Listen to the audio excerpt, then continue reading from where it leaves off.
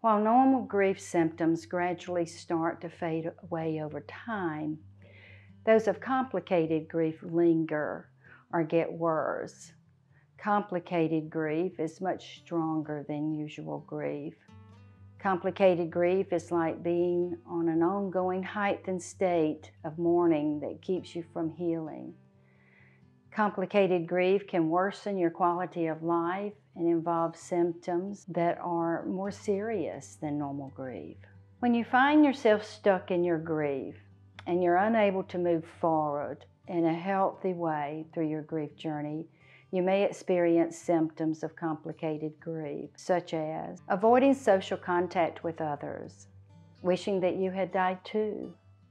You may experience depression. You may have significant sleep disturbances. You may have difficulty with daily living, relationships, or work activities. Abuse alcohol or substances, constant sadness, anxiety, and feelings of emptiness. You may have loss of interest in hobbies, become very withdrawn, have physical aches that do not go away with treatment. You may have intense sorrow, feeling that life holds no meaning or purpose. You may feel life is not worth living without your loved one. You may experience suicidal thoughts and behaviors as well. Without appropriate treatment, complicated grief can affect you physically, mentally, and socially. It will leave you with an inability to enjoy life again if gone untreated. If you have lost a loved one and cannot seem to get over it, you may be experiencing complicated grief. The first step should be to talk to your doctor. He or she can help determine if you have complicated grief or suffering depression.